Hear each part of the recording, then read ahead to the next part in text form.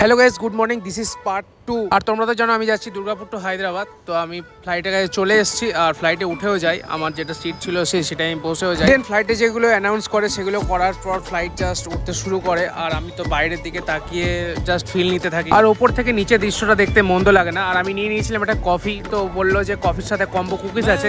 কিছুক্ষণ পর এসে বলে যে কুকিজ নেই, আপনাকে আলমন্ডস আর কাজু নিতে হবে। তো আমি সেটাই নিয়ে নিই। আর এখানকার প্রাইসটা ভাই 400 টাকা। যাই হোক, 400 টাকা ফ্লাইটে এমনি বেশি হতেই পারে প্রাইস, এটা কিছু বলার। তবে কুকিজটা রাখা অবশ্যই উচিত ছিল, এটা আমি ইন্ডিগো বলবো অবশ্যই যেন রাখার চেষ্টা করে। যাই হোক, এই খেতে খেতে আমি নেমে যাই আমাদের হায়দ্রাবাদ এয়ারপোর্টে আর আমি চলে আসি এয়ারপোর্টের ভেতরে। দেন একটা ক্যাব বুক করে নিই, কারণ হাতে খুব কম টাইম ছিল, জলদি ক্যাব বুক করে নিয়ে আমি ক্যাবে উঠে হায়দ্রাবাদ এয়ারপোর্ট আমি ফার্স্ট টাইম এলাম। তো আমার দেখে সত্যি খুব ভালো লাগলো, খুব নিট অ্যান্ড ক্লিন আর ইন্টেরিয়ার খুব ভালো। তবে এর থেকে ব্যাঙ্গালোর এয়ারপোর্ট আমার বেশি ভালো লাগে। ক্যাবে উঠে গেছি আর প্রাকৃতিক দৃশ্য দেখতে দেখতে আমি পৌঁছে যাই আমার হোটেলে। আর আজকে এতটাই ছিল বন্ধুরা, ডেলয়েটের বিল্ডিং থেকে জাস্ট ফিদা হয়ে যাই।